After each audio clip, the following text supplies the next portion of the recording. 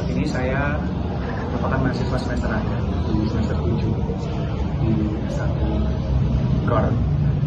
Selain itu saya juga merupakan mahasiswa fast track semester 1 prodi pasca sarjana pendidikan olahraga.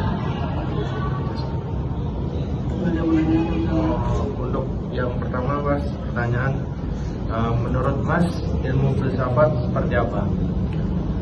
Ilmu filsafat, sepengetahuan saya tuh ilmu filsafat itu ilmu yang merupakan pola pikir sih, pola pikir untuk kita dapat pikir kritis atas apa yang ada di sekitar kita.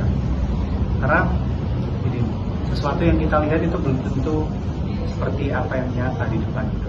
Selalu ada pertanyaan di baliknya. Itu belum tentu nyata di depan kita. Jadi perlu adanya pertanyaan-pertanyaan mendasar yang mendasari bahwa itu benar fakta adanya yang ada di depan kita. Untuk pertanyaan kedua, bagaimana hubungan antara filsafat pendidikan jasmani dan olahraga? Filsafat pendidikan jasmani, filsafat pendidikan jasmani itu kan berarti apa yang saya katakan tadi, bahwa filsafat itu kan membuktikan, memberikan pertanyaan, berpikir kritis atas apa yang ada di depan kita. Perlu adanya pembuktian atas pendidikan jasmani yang ada untuk saat ini. Apakah hal itu benar yang kita ajarkan di dalam hal pendidikan? Lalu hubungannya dengan olahraga ya, karena pendidikan jasmani tadi kan, itu polanya di bidang olahraga. Itu perlu adanya pembuktian lagi, perlu ada pertanyaan dasar untuk bagaimana kita membuktikan filsafat olahraga ini digunakan untuk membuktikan hal tersebut. Oke, terus menurut pandangan Mas, apakah ilmu filsafat itu memiliki manfaat dalam hidup sehari-hari? Sangat memiliki sih. Walaupun kita tidak menggeluti ilmu filsafat, perlu adanya pandangan filsafat dalam hidup kita. Gak cuma bagaimana kita acuh dengan filsafat, tapi filsafat itu harusnya memang udah ada dalam diri kita. Bagaimana kita bisa berpikir kritis atas apa yang ada di sekitar kita sih. Gitu. Jadi manfaat ilmu filsafat itu sangat terasa sebenarnya. Secara tidak langsung kita sudah menerapkan ilmu filsafat, kita mempertanyakan apapun yang ada di sekitar kita, itu juga merupakan sebuah dasar dari ilmu filsafat itu sendiri. Jadi saya mau tanya lagi, menurut Masnya, kenapa sih kalau di dunia ini masih ada orang yang rasis? Jadi kalau itu rasis, itu senang. Apa sih itu penyebabnya seperti itu? Kalau di rasisme ya, kita kembali ke diri kita sendiri, ke individu dari seseorang itu. Mungkin dari diri seseorang ada yang merasa bahwa dirinya lebih baik di dalam itu, merasa lebih superior di dalam tersebut. Itu ada kesenangan tersendiri ketika orang itu melakukan tindakan atau apalah pada orang itu yang dianggap sebagai perilaku rasis. Kalau dikata penyebabnya apa?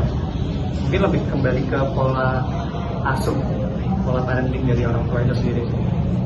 Dimana ketika kita udah dewasa, kita mulai bisa membicarakan apa yang ada di depan kita, kita mulai bisa memberikan apa pendapat yang ada di depan kita. Itu kembali lagi dari dasar kita, di masa emas kita, masa dimana pola motorik itu ada, di masa kecil kan kita 1-5 tahun, pola dimana kita diberikan impuls dorongan bagaimana pendidikan di luar, bagaimana kehidupan di luar, itu kan di masa emas itu. Kalau misal dalam pola parenting itu tidak berjalan secara semestinya dan tidak berikan pemahaman terkait bagaimana rasisme itu tadi, dan mungkin itu bisa menjadi hal yang salah satu mendasarinya bagaimana rasisme itu terjadi. Saya mau bertanya sebenarnya di dunia sepak bola. Pertanyaan saya yang pertama yaitu menurut pandangan Mas tentang rasisme yang tidak. Saya khusus di dunia olahraga, khususnya sepak bola. Nah itu bagaimana tanggapan Mas terhadapnya? Sebenarnya kembali lagi, itu kan oknum, mungkin oknum. Dan dari federasi sepak bola itu sudah melakukan gerakan yang anti rasisme itu. Nah, sekali lagi, kalau memang terjadi dalam dunia sepak bola, perlu ada tindakan, perlu adanya sebuah hal yang kita punishment lah. Kita sudah sepakat dalam semua klub, misal dalam satu liga itu, bahwa kita tidak akan melakukan rasisme kepada semua jenis apapun, misalnya ras, suku, agama, atau hal lain. Nah itu perlu adanya komitmen dari klub, bagaimana dia memberikan pengetahuan kepada supporter, pemain, official dan lain-lain. Itu sih. Untuk selanjutnya yang banyak banget, bagaimana menurut pandangan Mas tentang harga diri dari kedua tim yang bertanding sepak bola gajah? Itu bagaimana? Maksudnya ya kayak seperti PSIS Semarang sama Persija Sleman. Sepak bola gajah ya. Jadi sepak bola gajah kan kasus yang udah dari zaman dulu ada sebenarnya. Tapi itu penyebabnya atau lumbung dari sepak bola gajah itu masih mengatasi sampai sekarang. Dan saya di bidang olahraga dia sering bertemu dengan itu bukan lagi hal yang tabu gitu di masyarakat. Karena mungkin mindset dari masyarakat Indonesia ya, bahwa kemenangan itu hanya satu-satunya tujuan. Itu yang menjadikan itu. Jadi cara apapun untuk bisa mencapai kemenangan itu salah satunya sepak bola gajah. Dan ketika kita bicara harga diri, mungkin dalam satu klub mempunyai harga diri untuk kita bisa bermain secara sportif. Tapi segala kuasa kembali lagi manajemen lainnya itu kan semua berpengaruh dalam hal itu.